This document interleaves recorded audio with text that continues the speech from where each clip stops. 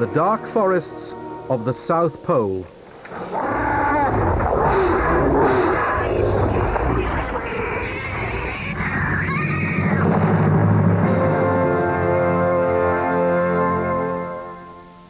Discover the secrets of the series with this special edition Radio Times magazine dedicated to walking with dinosaurs. Why did ancient cultures across the world build pyramids? Was it because it was the only practical way to construct tall buildings? They shared the same religion? Or was it because they were all built by the lost people of Atlantis?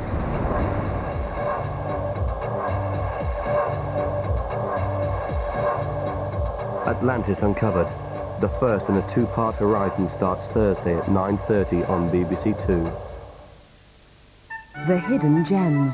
All my instincts makes me feel it's absolutely spot on and beautiful. The historic locations. Castle Howard in North Yorkshire, symbolic of the many treasures we uncover. The occasional difference of opinion. It must be worth well over £1,000. Our people here say about 600. They want it. And the all-important question. The idea of their value? What about the value? What's it worth now?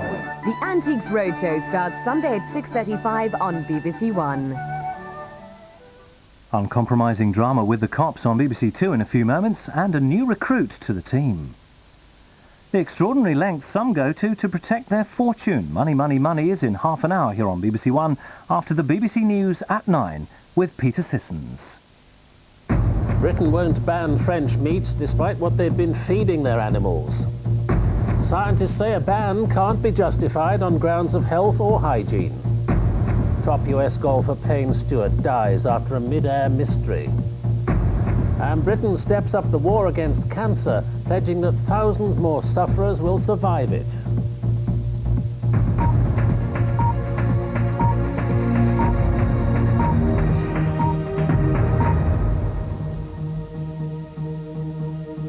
Good evening. The high street boycotts of French food may be gaining momentum, but there'll be no official ban.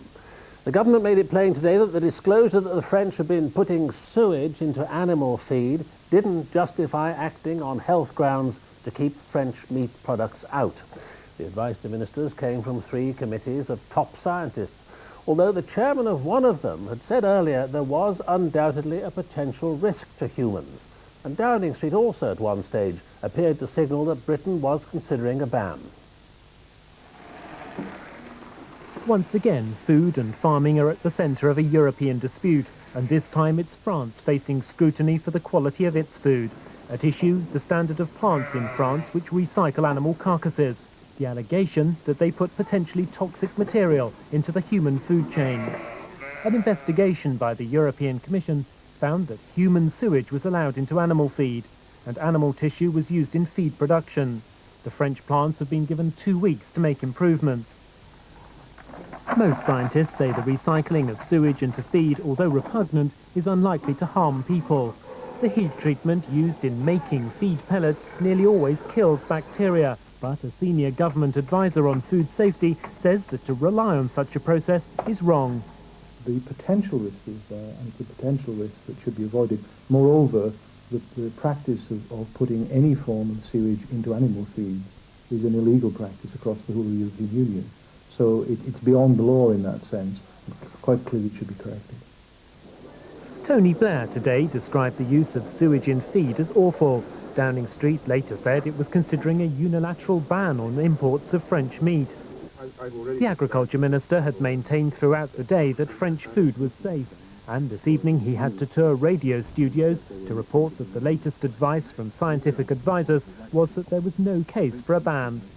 The only reason the government should step in to start banning things is if there is a danger to human health or a danger on hygiene grounds. We haven't been advised that there is such a danger, and then it would be wrong for the government to start introducing bans for protectionist or trade reasons.